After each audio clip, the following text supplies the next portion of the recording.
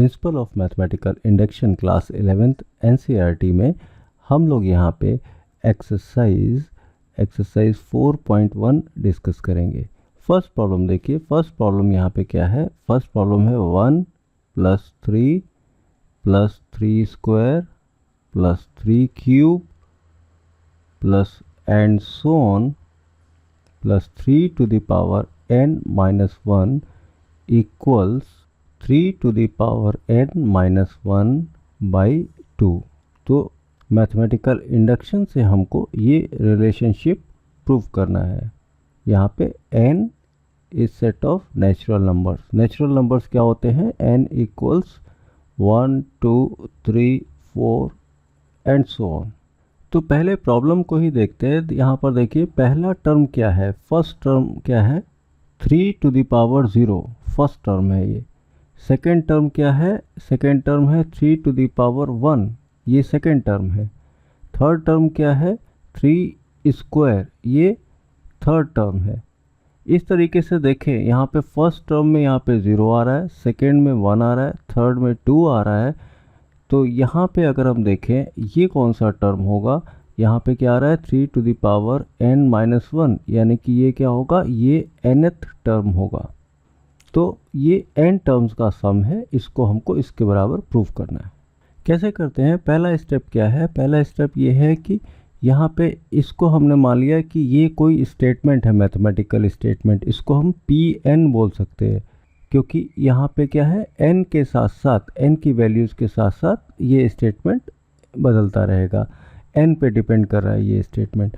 तो पहला स्टेप क्या होता है, हमने लास्ट वीडियो में बताया था कि पहला स्टेप ये होता है कि P1 हम देखें क्या है, P1 देखें ट्रू है कि फॉल्स है। तो P1 यहाँ पे देखिए, यानी कि n इक्वल्स 1, n इक्वल्स 1 रखेंगे तो देखिए लास्ट टर्म क्या आ जाएगा 1 - 1 3 to the power 0, यानी कि ये आ जाएगा 1। या कहा जाए कि P1 क्या होगा, जिसमें सिर्फ एक टर्म होगा ये वाला, तो फर्स्ट टर्म होगा, ये 1 हो गया। अब इक्वल्स, यहाँ पर देखिए यहाँ पे n की जगह हम क्या लिखेंगे 1, 3 to the power 1 minus 1 by 2। तो इसकी वैल्यू अगर आप निकालते हैं, इसकी वैल्यू क्या आ जाएगी 3 - 1, यानी कि 2/2 विच इज़ इक्वल टू 1। तो यहाँ से क्या आ गया 1 = 1, यानी कि P1 इससे क्या साबित हुआ, P1 is true. Second step, let us assume that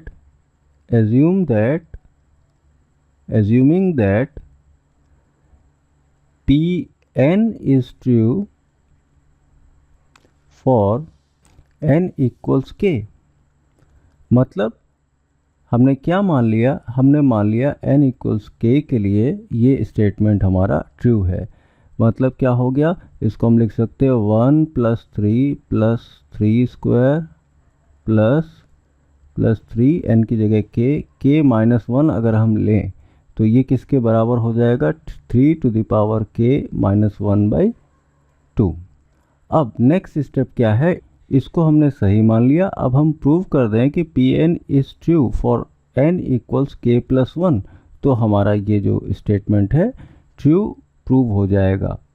तो देखिए यहाँ पे हम इसको आगे सॉल्व करते हैं। यहाँ पे हम n की जगह हम k + 1 रखते हैं और देखते हैं कि वैल्यू क्या आती है। तो हम क्या चेक कर रहे हैं, n इक्वल्स k + 1, यानी कि Pk + 1। यहाँ पे क्या माना हमने, Pn is true for n equals k। मतलब हम ऐसे भी लिख सकते थे इसको Pk, suppose Pk is true.